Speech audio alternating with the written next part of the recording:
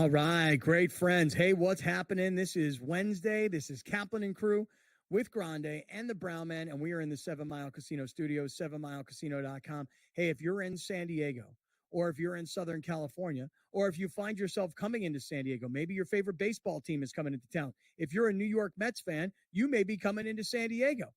Make sure you go to 7 Mile Casino. 7milecasino.com is their website. Alex can put up the QR code on the screen. You can tap on that, and you can find out everything you need to know. Here's what you need to know. You ready? 7 minutes south of downtown San Diego. No smoking. Easy freeway access. Open 24/7. Incredible food. Games on TVs all around the casino. Blackjack, poker, other table games. You're a winner at 7 Mile Casino. 7milecasino.com. Hey, guys. I want to just reset because we got to find this guy. Just 2 nights ago, Padres, Twins, Petco Park, dude shows up on the Jumbotron wearing a Padre jersey, rips open the Padre jersey, and underneath it, he's got on one of our T-shirts, the Spanos Hater Club. And I know, Alex, it would take like some zooming in. I don't even know if you can do that. But underneath the Hater Club, you can see the Kaplan and Crew logo. No, it doesn't say the Anus Water Club. It says the Spanos Hater Club. We are looking for that dude. Who is that guy? Did he go onto our website and buy the shirt? Did he go to his buddy's house and see it sitting on the floor and just pick it up and take it and never return it? And he doesn't even know what it means. I mean, who is that guy? So put his picture back up because we are doing an all-out Kaplan and Crew APB. We're putting them on Twitter. We're putting them on Instagram. We're putting them on YouTube. We're putting them on SportsGrid. You name it, wherever we are, that's where he's at until we find that dude. Yesterday, I had a little bit of time to kill before the Padres game started. And I was watching this documentary called Long Shot, where this guy in Los Angeles was accused of murder, arrested for murder, and his lawyer got him out of it because he told his lawyer, I was at the Dodgers game with my daughter and my 2 buddies at the time of the murder. And you know how they were able to prove that? He was on an episode of Curb Your Enthusiasm. Like they spotted, like his lawyer went back and went through the logs of, because the guy told his lawyer, I remember there was a camera crew filming something in my aisle. And he's like, I don't know what it was, but they were filming something. So he goes to Dodger Stadium. He goes through the logs. What was being filmed at Dodger Stadium that day? An episode of Curb Your Enthusiasm. I feel like that's kind of where we're at now. We're trying to find this guy. We're trying to locate this person because that's what we're doing. Like, where is he? You know, Who is he? Yeah. Anyways, that was a cool documentary. It was like 40 minutes long. What's the name of that documentary? I believe it's called Long Shot on Netflix. Okay. That episode of Curb Your Enthusiasm at Dodger Stadium, if I recall, Larry he was trying to get to the stadium, but there was massive traffic. So he wanted to go into the HOV lane, but he was by himself in his Prius. So he picked up this hooker who was this like this big, thick black woman, right? Yes. And he's like, get in the car. This is great memory for I can't even believe I remember this. Incredible. Right. He gets the hooker in the car so that he can drive in the HOV lane so that he can go to Dodger Stadium so that he can get to the game. I don't remember what really happens after that. And then he, Funkhauser, right? Funkhauser had incredible seats, and Larry got stuck up with like some crappy seats, and he went down to Funkhauser. He's like, hey, can I sit next to you? And he goes, no, these are my seats. So, yeah, it's a whole – that's good, but good by you, man. Not bad. It's been a while. Yeah. Anyways, let's find that guy. Browner, did you ever watch Curb Your Enthusiasm? And if you tell me no because there's no representation, I'm going to tell you that you missed the guy who made the show, and that's JB Smoove, a.k.a. Leon. I saw almost every episode of that show. I'm a huge fan of the show. Toward the end, I stopped watching it because it was taking too long to come back, but I'm a huge fan of Larry David. I love the entire aspect of the show. I think it's one of the greatest things ever put on television. Do you guys have a favorite episode of Curb Your Enthusiasm since we got completely off tangent here? That's a good question. I will tell you mine. The newer ones. I haven't seen any of the newer ones. Pig Parker one is really good. Which one? Invented the term Pig Parker. I don't know that one. You take 2 spots, and Larry calls you out. Oh, like about Pig Parker. Yeah. I love people who take up 2 spots. Come on, guys. Honestly, just don't drive your car to that place. If you feel like you have to take up 2 spots, That is so not Parks, cool. Parks and West. My favorite episode by far, Crazy Ass Killer. The guy Dude, who's dating my favorite. the guy who's dating Wanda Sykes. Oh my God. Yeah, dude, listen. That I can't say what he's accused of. Oh my God. But that episode broke me in so many ways, dog. I was crying watching this guy with this crazy ass talk about, what he does to women. That whole scene where Larry and Crazy Eyes are at the engagement party, and Crazy Eyes goes, Larry, you a writer, right? He goes, yeah. He goes, I write all my own lyrics. Let me read this to you. And he starts reading it to him, and he's talking about all these things that he's going to do to this guy. And then Larry's like, I don't know, because you already called the mother effer over here. Why don't you replace the mother effer with a bitch? And he's like, oh, okay, because Larry's like, because bitch is like a disrespectful word, right? Like you've already called him a mother effer. Call him. And then my favorite part of that whole episode is when Larry can't find Cheryl, his wife, and Wanda are going out to some bar, and he needs to find Crazy Eyes. Yeah. Because and so he's like looking in the phone book. This is how far back this show goes. He's looking in the phone book for Crazy Eyes. He's calling information on the phone. Remember 411 information? Yeah. He's trying to spell out the name. Killih. I don't know. And then he finally finds Crazy Eyes' house, knocks on the door. Crazy Eyes opens the door and he goes, where's my, and he uses the N-word. He goes, where's my N-word? Where's my N-word? Oh, there's my mother effing N-word right there. And he's like pointing at Larry and he's calling him the N-word, right? So now Larry has to take a tour of Crazy Eyes' house. Because earlier in the episode, Larry did not want to take a tour of Jeff and what's her name? Jeff and Cheryl. No, yeah. Cheryl's his ex. Cheryl's his wife. Susie. Right? So he didn't want to take a tour. Tour, bathroom, bedroom, who cares, right? Yeah. But now he's got to take a tour of Crazy Eyes' house. And Crazy Eyes like, this is the dining room, right? This is where we dine all up in it. And he's like, these right here, these are stairs. They wanted me to take 3, but I wanted 4 because 4 is better than 3. And then he takes him into his bedroom and he goes, and this is where all the magic happens. And Larry goes, I thought the bed would be bigger. And Crazy Eyes like, come to think of it, I should have a bigger bed, right? And then he wanted him to have like an Alizé, like some kind of a drink, know. And he's like, throw that on the floor. And then he calls his wait, dude, I know that episode like the back of my hand. Yeah. To me, it's so funny you asked it. That is my favorite episode on that entire show. And I love that show, but that episode takes the cake, man. Because the guy, he is being the stereotypical rapper to the T, and he nails it as an actor. He literally nails it. And Larry being Larry is just making everything uncomfortable, but also worse. But the guy loves it. He literally loves it. The rapper loves it. And he's a great character. That's my favorite episode.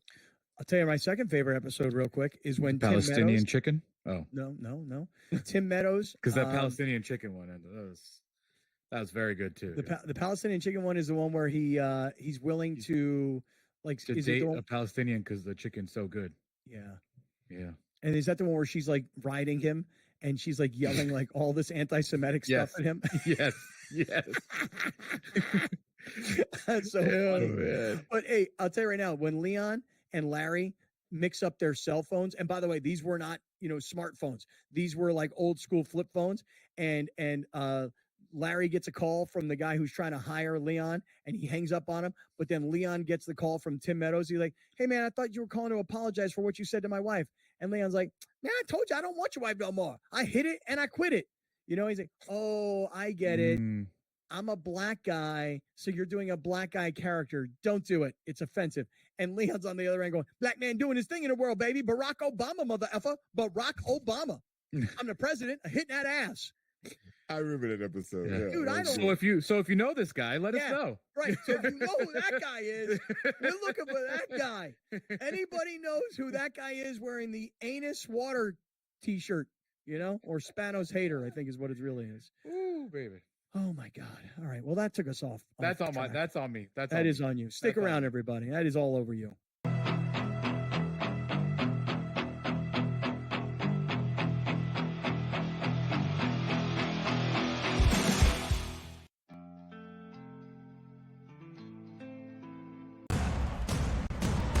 What has happened? What has transpired here at the First Bank Center here in Denver, Colorado. It wasn't just a big night of fights. It was a big night of memorable moments. Conor McGregor with us here in Denver, Colorado.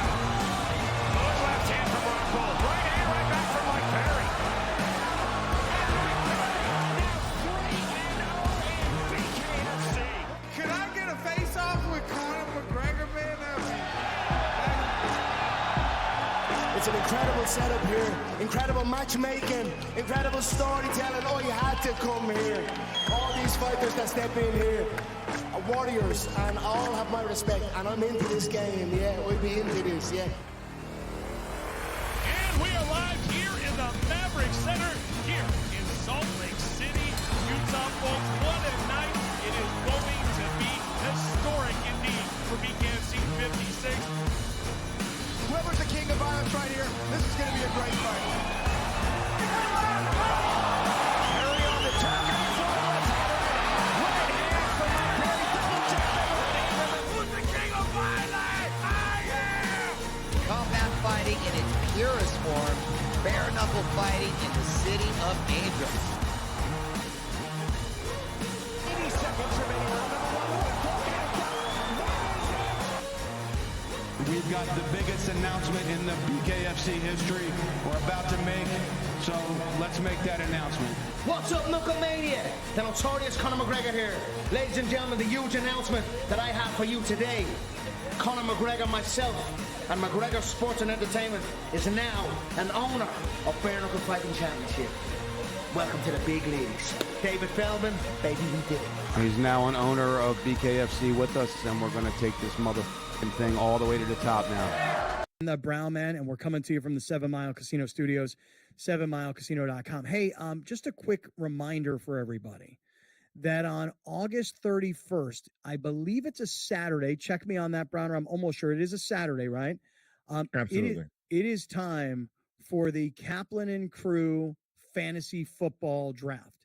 Now, we're going to have 12 teams in one league, but we may be looking now at having 2 10-team leagues based on the number of people who show up and want to play that day at the Gaslamp Tavern. Now, the Padres are on the road that day. They play, I want to say, at about 2 p.m. in Tampa. So we're going to have the games on.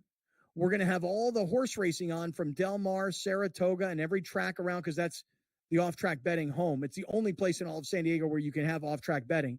It's 20 different TVs. It's paddock on Fifth. So the name of the place is Gaslamp Tavern. That's the ground floor.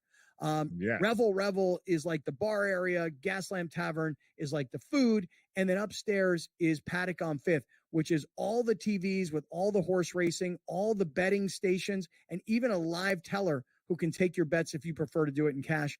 And we're all playing fantasy football on that day. So, Browner, how's things looking so far? Things are looking almost ready to go, baby. As you know, you got to be there to reserve your spot. But outside of that, the draft is set up. The league order has already been determined. The empty spots where those people will go has already been determined. And we are ready to roll on the day of Saturday, August 31st, 2 p.m., Gaslamp Tavern. If you don't know where it's at, click that QR code. Come on down. You can, if you want to test the wheels, before we go down there, you can go down there. I recommend the grilled cheese. Now it's the grilled cheese is the there's more to it, right? What is it? It's the Is it brisket or is it short rib? That's the question. Brisket or short rib? Do you remember, Brown? I thought it was brisket. But I think I was corrected. But I'm gonna go with brisket. It's delicious, whatever it is. Okay. All right. Well, and Alex, you just put something up on the screen because, listen, with the Padres at home, Gaslamp Tavern is a great place to go hang out. Okay. Yep. I mean, a great place to go hang out. Alex, you just put up on the screen something about, because Rick put this out earlier today on social media, Wings Day, $2 off a full order and a $5 mystery beer. Happy hour today down at Gaslamp Tavern. $2 off draft beers, $2 off wine, $2 off cocktails, $2 shareables, and $6 well drinks. So listen, go down to Gaslamp Tavern, support our partner, Rick Borba and his family, and have a great time. Gaslamp Tavern, downtown San Diego. Okay. Yeah, brisket grilled cheese, house smoked brisket, Gruyere cheese, garlic, coffee, barbecue aioli, and sourdough bread. You know, when you walk in to Gaslamp Tavern, they've got one of those big Traeger smoker things, like Nice. right at the front door, and they're smoking all the meat right there. So, like, when you walk in, not that you get like where you smell like it, you just walk by it and you're like, ooh, that smells good. I got to have me some of that. So, and JD, I saw JD put the lineup out there for the draft order for everybody. Is that right? Mhm. Okay. Let's take a look at that one more time. One more time here. All right. He's got Graham at number 1, Cap 2 at number 2, Lil Cappy, number 3, David P in the house, Browners at 6. You got the open spot at 6, and then you got Andre at 7. And then what's going on after that? What am I missing here? Tommy. Oh, he's got TT at 9. Then Anthony Anthony Avila. Avila. Okay, 10, right. Yeah.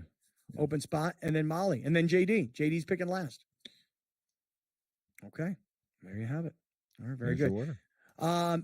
Speaking of drafting in fantasy football, so does Justin Herbert get drafted high because now he's back, he's out of the boot? I mean, I've seen some video of Justin Herbert, Charger quarterback, at practice, you know, just sort of flat-footed and taking it easy and just sort of all arm here, you know, not a lot to it, but this is what the Chargers are putting out, letting you know that Herbert is back. He's in practice. He can throw the ball.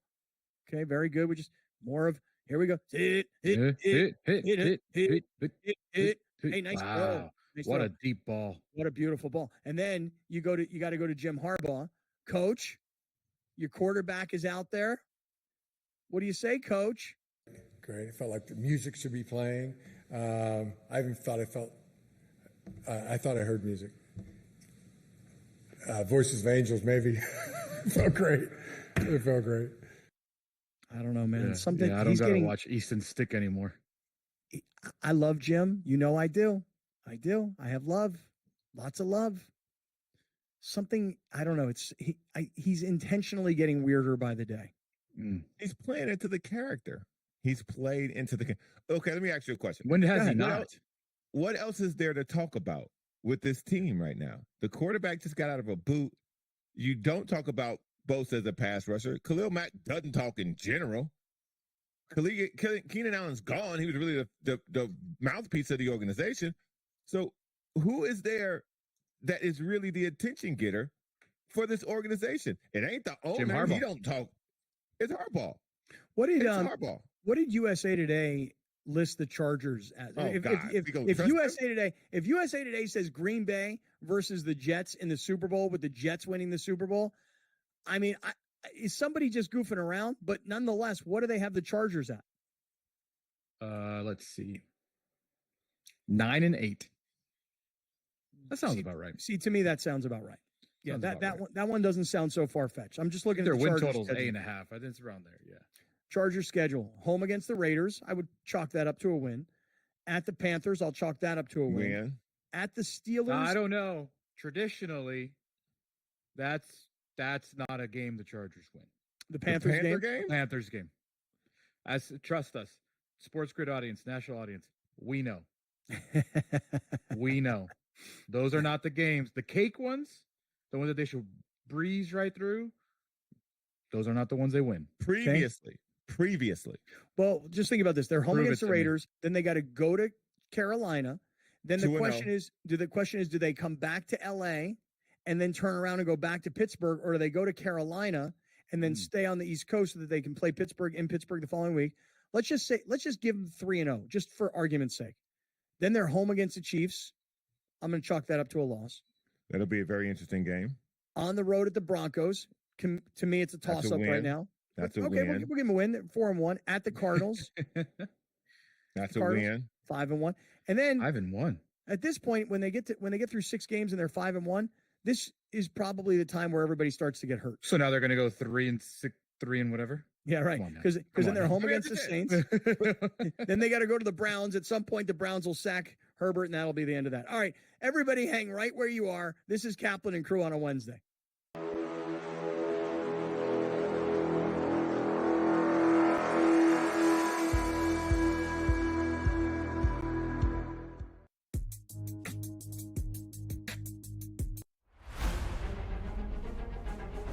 Hello everybody from Arlo White in the Live Broadcast Studio, and welcome to highlights of another excellent day's golf on Super Saturday in Greenbrier. Now, Live Golf history was made by this man, the high flyers Brendan Steele. This is his second shot at the par 5 17th. In it goes, the first albatross in league history, and it's Brendan Steele who is all smiles.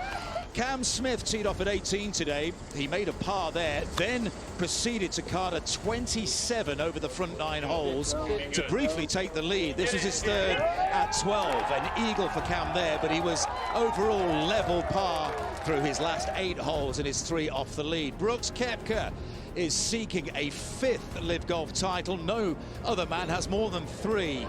A pair of 64s for Brooks. He's 12 under par. That was his birdie putt at 18. But today was all about Jon Rahm, who is hunting a second straight win in the Live Golf League after his first victory at the JCB in the UK, and he's also hunting down Wako Neiman for the overall title of Live Golf League champion for 2024.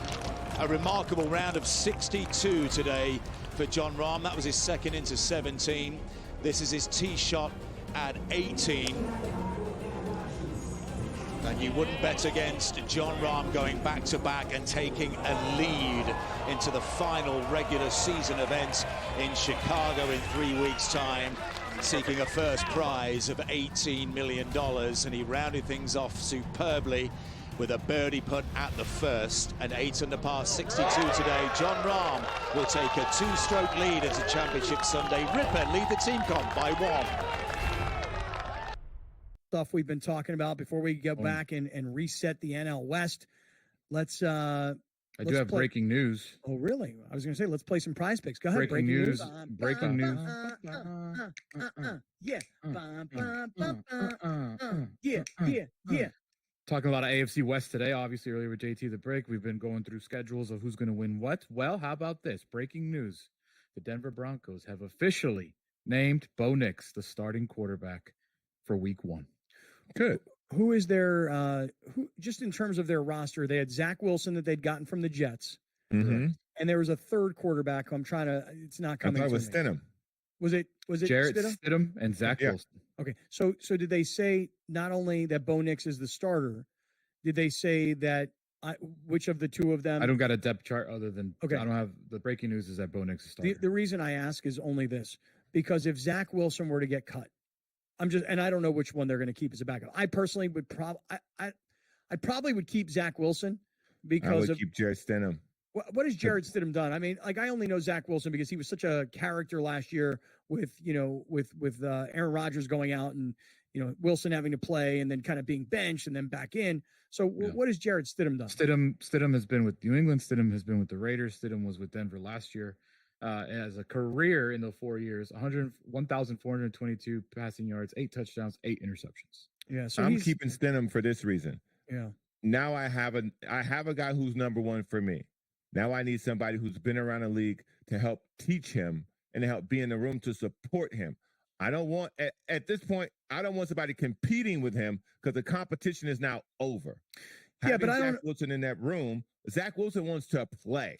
Well, Zach Wilson wants an opportunity. Yeah, well, but tough. I mean, I might consider. I agree with you. I might consider Zach Wilson just because he's been around Aaron Rodgers, and I kind of that doesn't always help you. No, but I'm saying, like, hey, he did work under the best of the generation, and so maybe. And I don't think there's a need to cut any of them unless Zach Wilson's like, yo, I want to play, so get me out of here. Yeah, I push back on no matter where he goes.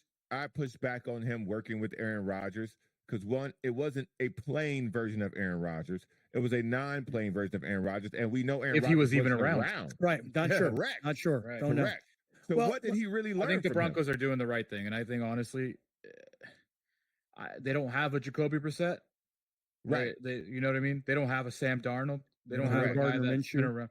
Right, so they're doing the right thing. Right. No, I agree. Listen, Washington's going to start a rookie quarterback. Yep. Chicago's going to start a rookie quarterback. Yep. Denver's going to start a rookie quarterback. And honestly, if my opinion were asked, I would ask in New England, what's the reason to not start Drake May?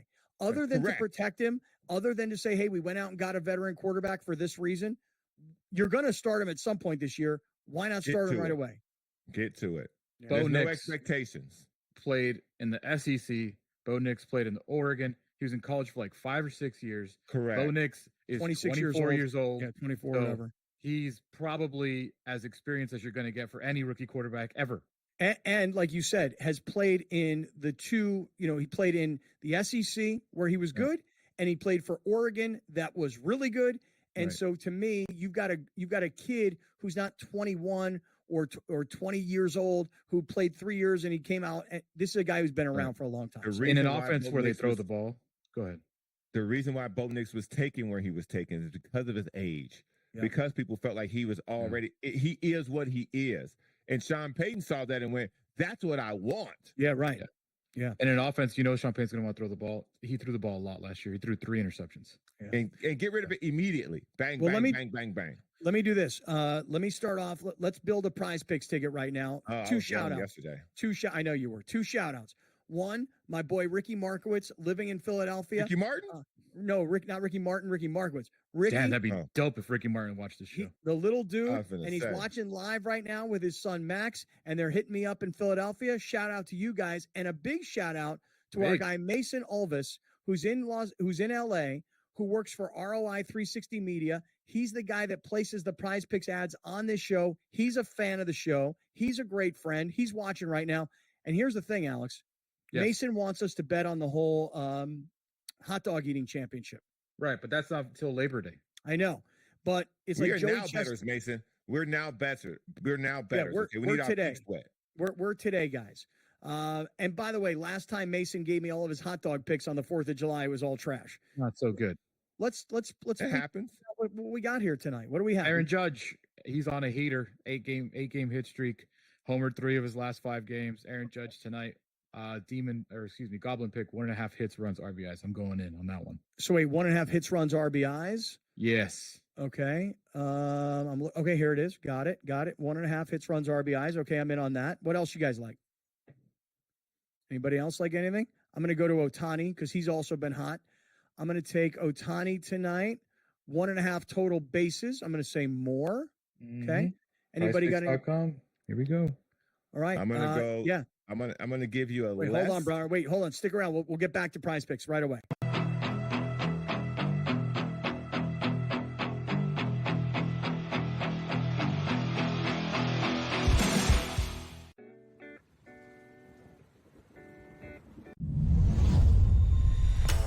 What a chance it is for Adam Paxton and Victor Tingstrom to pick up their first weekly titles. Adam Paxton, well, it's been the dream debut so far for him. For Victor Tingstrom, he'll feel like this is a moment a little while coming. A place in the final up for grabs for one. You can do it. Make that double 18 away for a place in the final. Wesley Plaisir was beaten, knocked out by Mike Warburton in a last leg decider. That is what they are playing for. They are playing for the trophy. They are playing for the big prize pot, and they are playing for a place in the £25,000 Champions Week. 97. There is a point you feel that reality will surely kick in for Adam Paxton, who's here on debut. He watches the Super Series almost every single week. He was happy just to be playing in a group. This could be the leg that we talk about at the end of the night as being the one that changed the final, because Adam Paxton has just gone cold at the moment.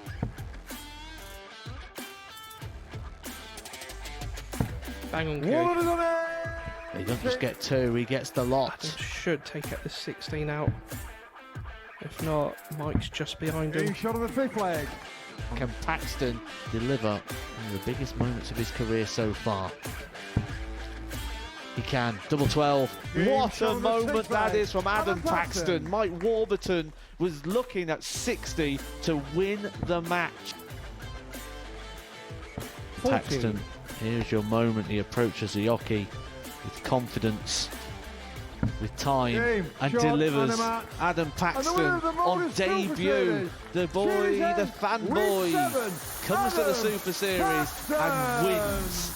around the country, like my boy Spence B down in Tampa, who's tuning in, hitting me up, going, yo, man, we're all watching. So listen, we appreciate everybody who's watching, everybody who's listening. We love everybody involved in our live YouTube chat right here on youtube.com/Kaplan and Crew.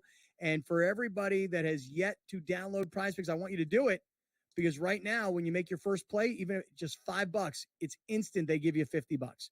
So check all of our social media, because we'll put out our Prize Picks for today. Okay.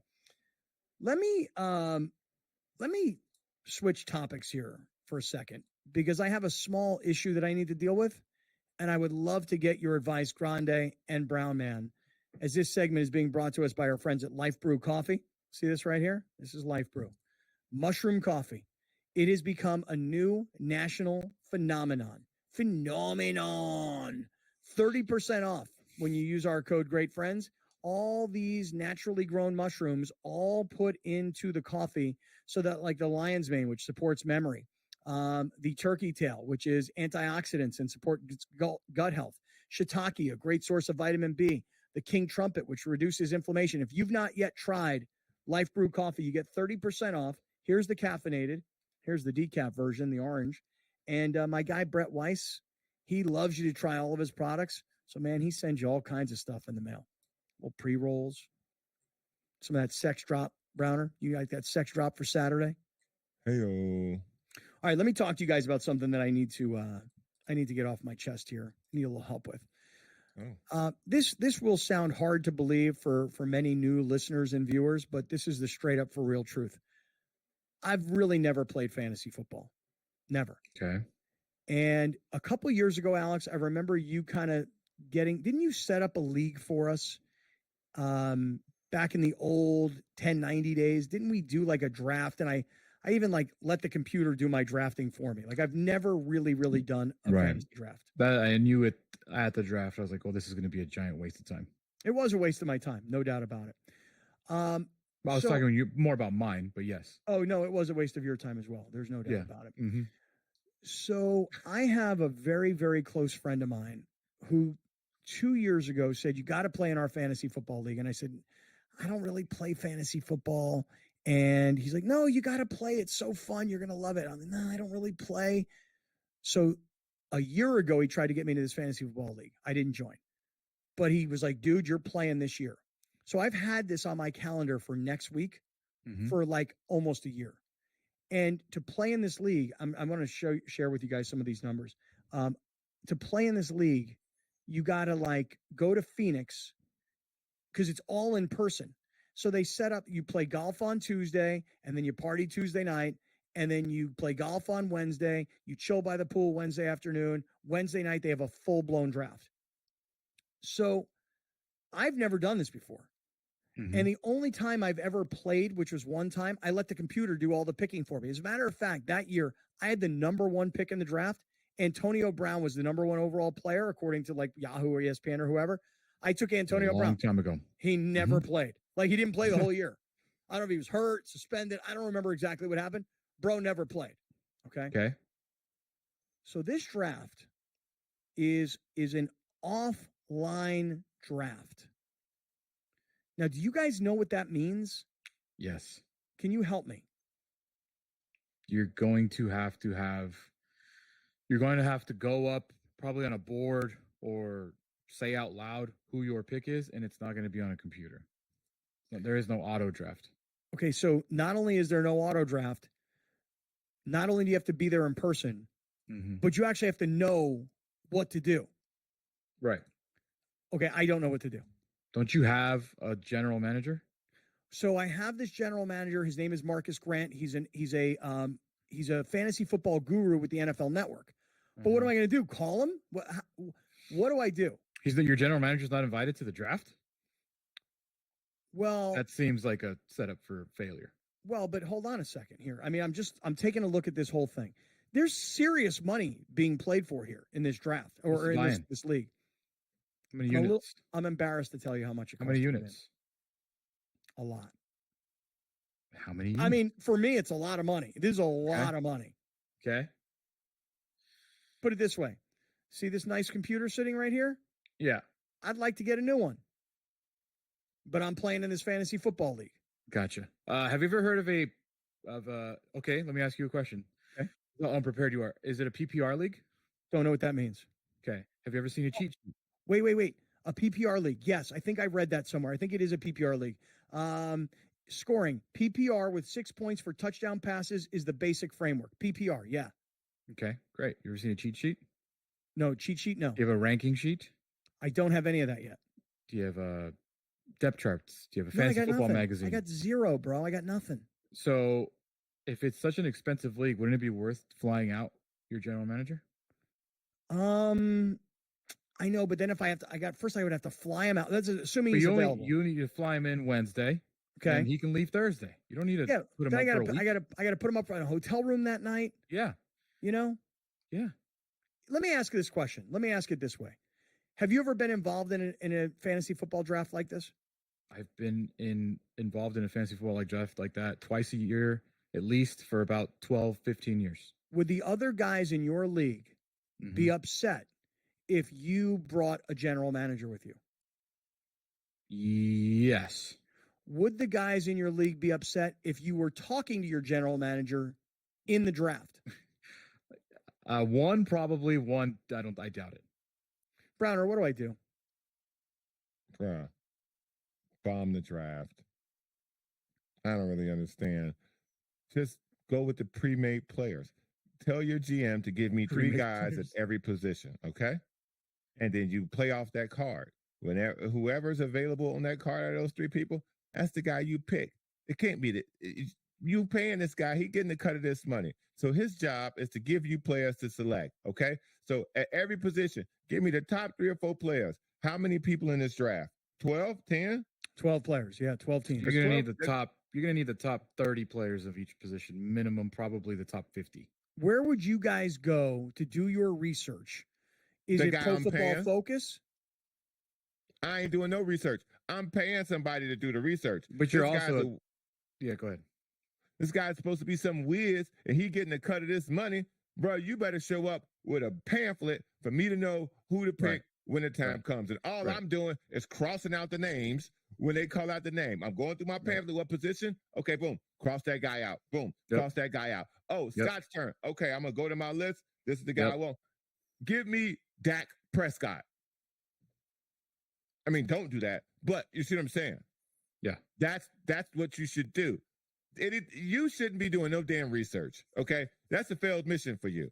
You paid somebody to help you. Let them help you. Let them do their job. Okay, what if my general manager is not available the night of the draft and I got to go out and do this whole thing myself? What he tells me is that the team that I start my season with is not the team that I'll end my season with, and that the key to winning a fantasy football league is actually it's the adjustments that you make as the season goes on. That's the key to winning. But you can okay, you're not going to win. Chances are you won't win your fantasy football league with your draft, but there's a great chance that you'll lose it at the draft. Correct. Mm-hmm. You got to get out the starting blocks with the proper equipment before you start making changes. Have it roll out in good condition. Don't just roll out with anything. You just tell your general manager, give me a cheat sheet, I'll follow it along, and I'll just draft the next guy in line. That's it. Okay. All right. I would have them rank your top 300 players. And as those players get selected, you cross them off. And when it's your turn, okay, next in line, see whoever, boom, got him. And it goes around again. All right, cross all these names off that I didn't pick. Okay, next guy in line, boom, boom, got him. Leave it up to your GM to give you a top 300 cheat sheet. That's all you need. Okay, I'm just taking a look at some of the numbers here. The regular season winner, 14 weeks, based on obviously wins and losses. The winner of the regular season, 6 Gs. That's about right. And so now you finna give a guy half of that for you to be doing any work on the day of? Man, you sound wild. Doesn't sound smart, does it?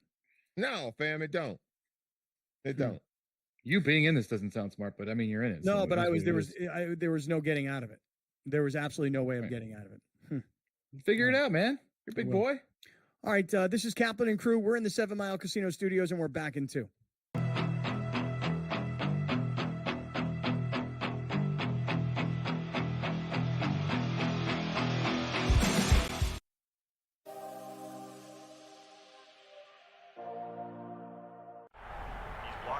tries to cut through the middle. Oh! Your gut says Miami is going to win, and you should take the over. Your gut also said your NFT selfies would only go up in value. They didn't. But your head is on SportsGrid and knows the QB is in concussion protocol. The backup has a 45 QBR against the zone coverage. The New York D has the most sacks in the league. So yeah, trust your head. It's smarter to be on SportsGrid. There is going to be an energy to game time decisions that you will feel night in and night out. We're going to go through every single thing, and I've got a great team behind me that's going to help me get the job done. I want this to be the place that people come to. We are going to hit every single one of those markets that you need to know about. There is not going to be a better place, I promise you, than Game Time Decisions. We will have everything at our disposal, and we will use that to our advantage. I'm Kevin Walsh. Tune into Game Time Decisions from 6 to 8 p.m. Eastern on SportsGrid.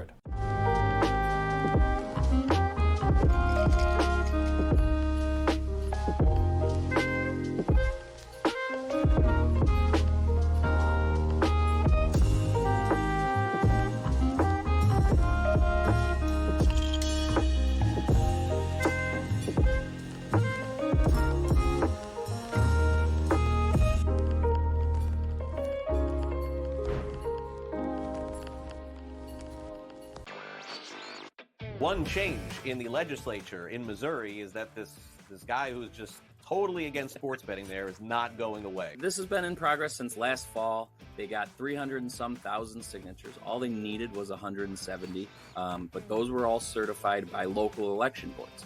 That had to be done by earlier this month.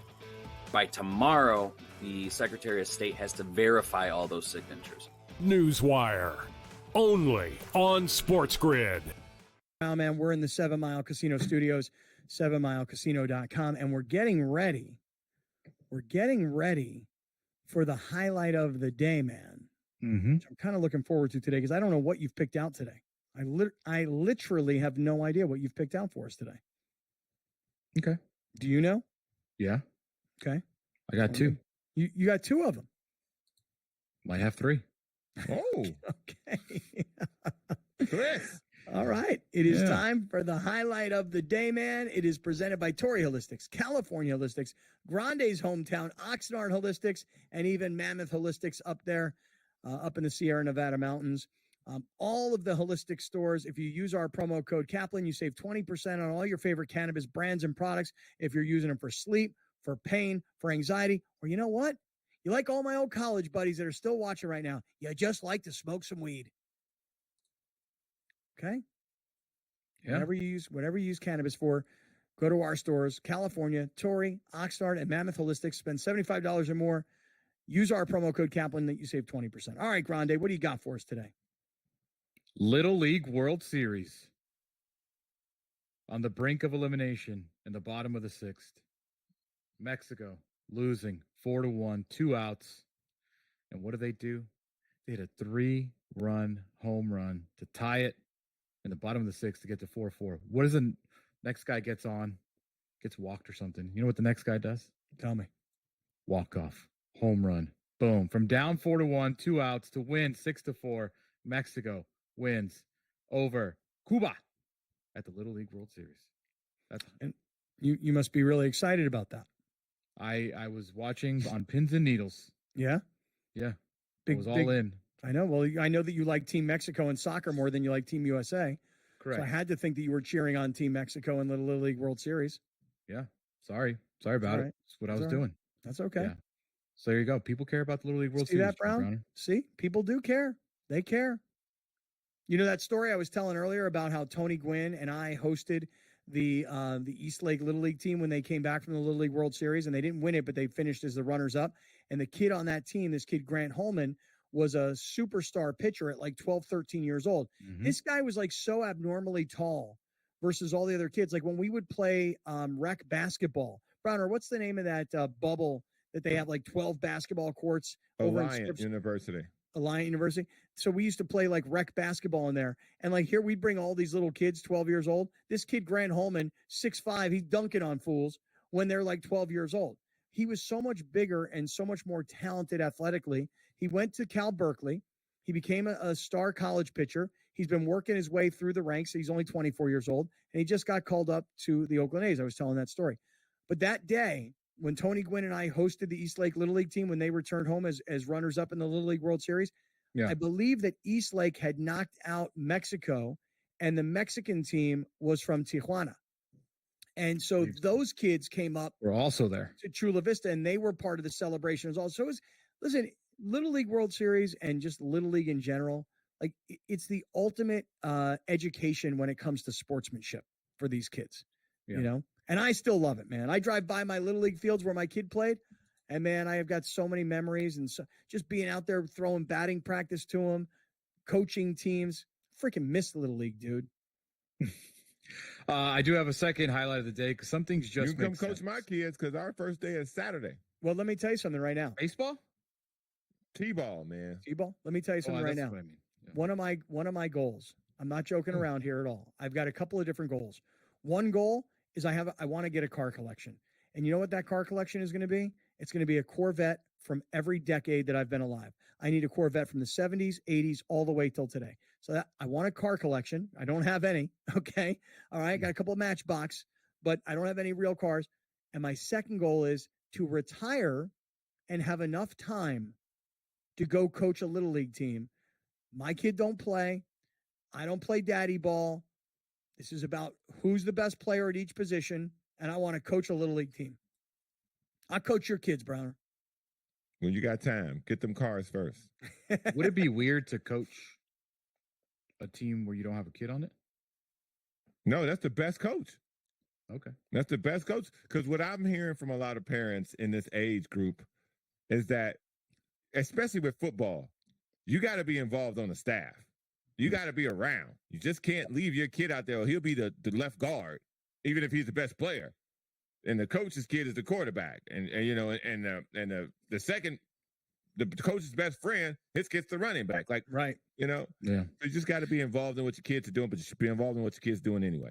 You guys ever heard of the name Daryl Doucette? Daryl Doucette. Yes. Mm-mm. Not really. Well, you guys are disrespectful. Because he is the quarterback of Team USA flag football. And he has been making so glad noise. I'm so glad you're bringing this up. I can't entertain this. Okay, I Daryl can't entertain said this. it is absolutely disrespectful to the guys that have built Team USA flag football to just assume that Patrick Mahomes, Joe Burrow, Tyreek Hill, Justin Jefferson, Jamar Chase would just come into flag football and win. I agree. I agree. Absolutely. And then today, he took it up a level on TMZ Sports. You know what he said today? Quote, you know what? I'll show it to you. On TMZ Sports today, Daryl Doucette said this: I feel like I'm better than Patrick Mahomes because of my IQ of the game. What's this young man's name? So I can Daryl get this correct. Hey, Daryl Doucette, go sit your ass down, man. Go sit down, brother.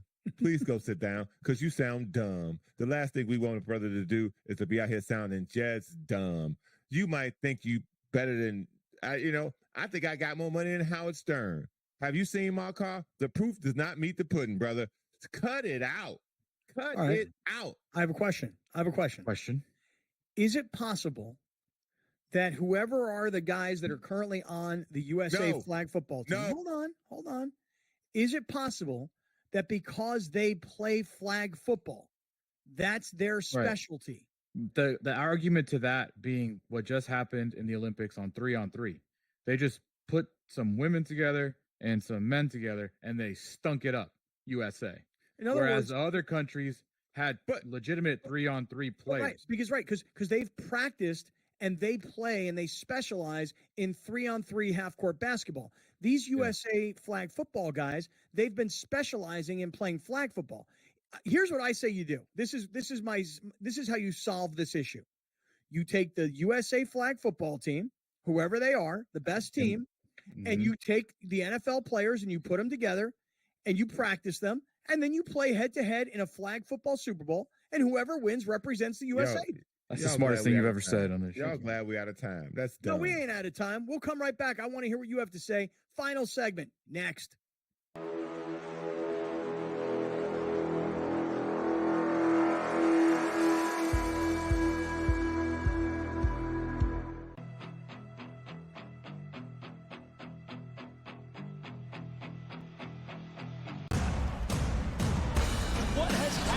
What has transpired here at the First Bank Center here in Denver, Colorado?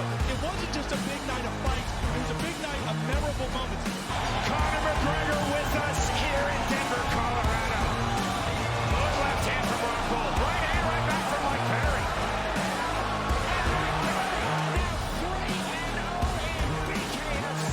Can I get a face-off with Conor McGregor, man? It's an incredible setup here, incredible matchmaking, incredible storytelling. Oh, you had to come here. All these fighters that step in here are warriors, and all have my respect. And I'm into this game, yeah. We'll be into this, yeah. And we are live here in the Maverick Center here in Salt Lake City, Utah, folks. What a night. It is going to be historic indeed for BKFC 56. Whoever's the king of violence right here, this is going to be a great fight. Perry on the target. Right hand from Mike Perry. Double jab. Who's the king of violence? I am! Combat fighting in its purest form, bare knuckle fighting in the city of Angels. 80 seconds remaining on number one.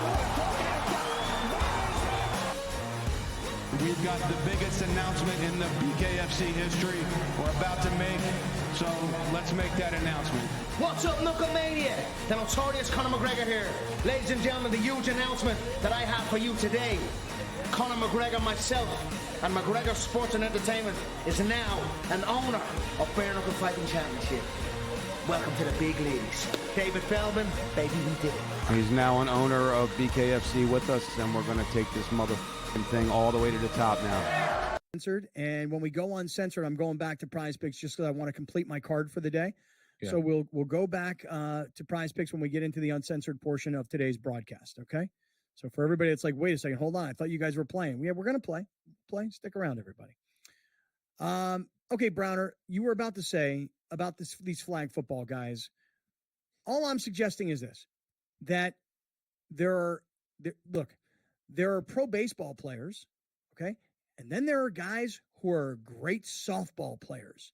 And if you took the best collection of baseball players, wouldn't you think that if you put the best collection of American baseball players up in a slow pitch softball and you put them up against the best beer league team in the country, wouldn't you think Bad News Beers? Wouldn't you think that the major league players would be better than the Bad News Beers?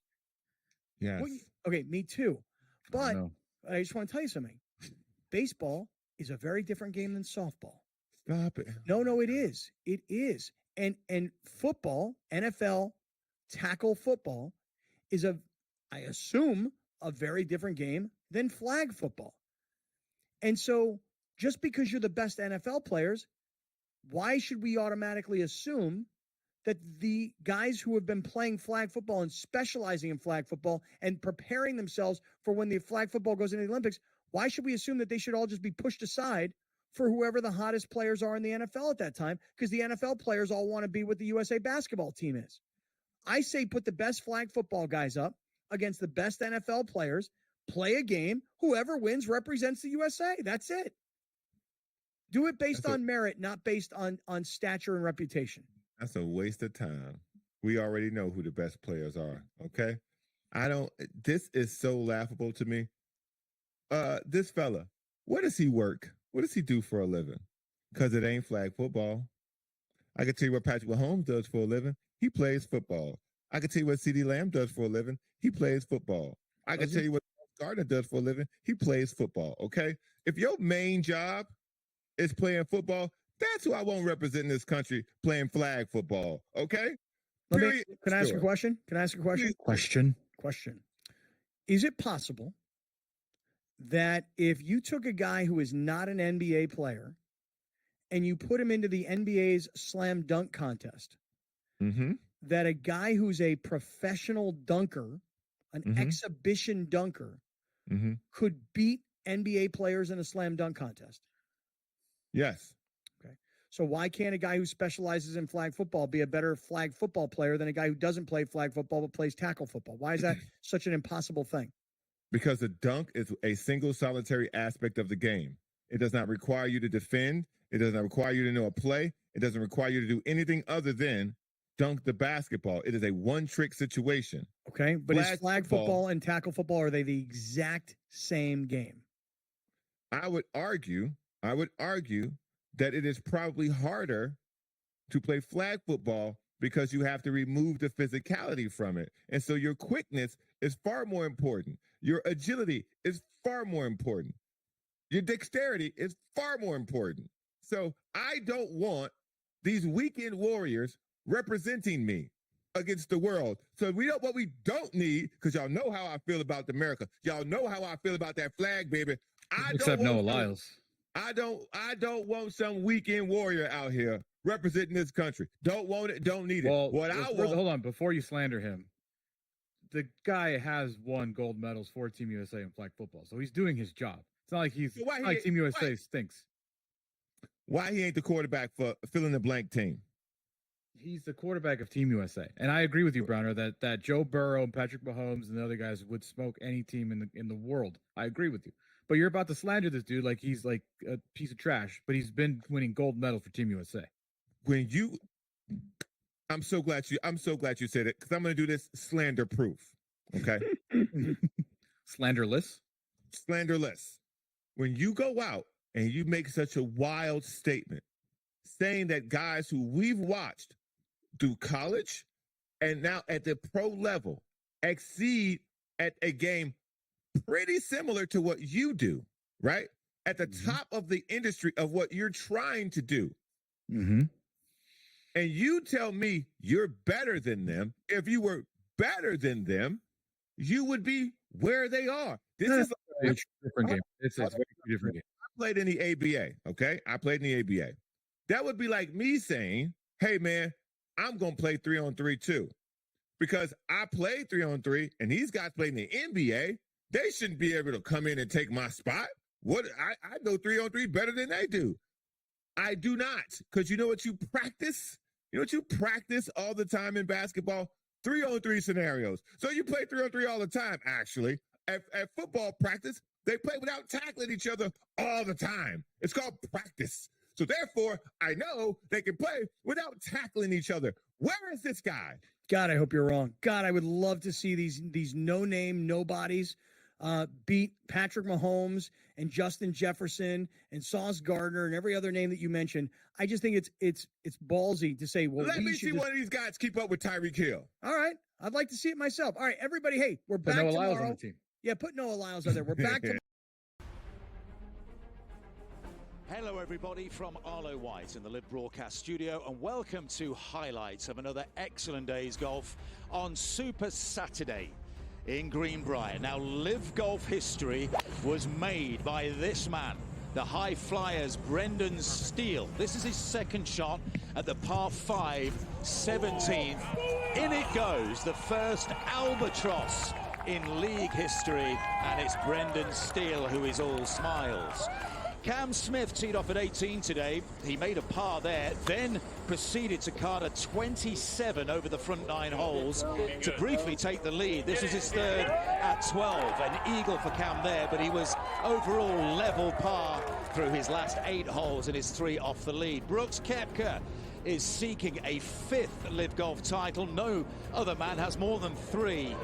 A pair of 64s for Brooks. He's 12 under par. That was his birdie putt at 18. But today was all about Jon Rahm, who is hunting a second straight win in the Live Golf League after his first victory at the JCB in the UK, and he's also hunting down Wako Niemann for the overall title of Live Golf League champion for 2024.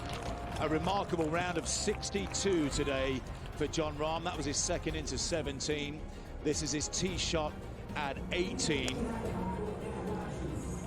And you wouldn't bet against Jon Rahm going back-to-back and taking a lead into the final regular season event in Chicago in 3 weeks' time, seeking a first prize of $18 million. And he rounded things off superbly with a birdie putt at the first, an 8 under par 62 today. Jon Rahm will take a 2-stroke lead into Championship Sunday. Ripper lead the team comp by 1.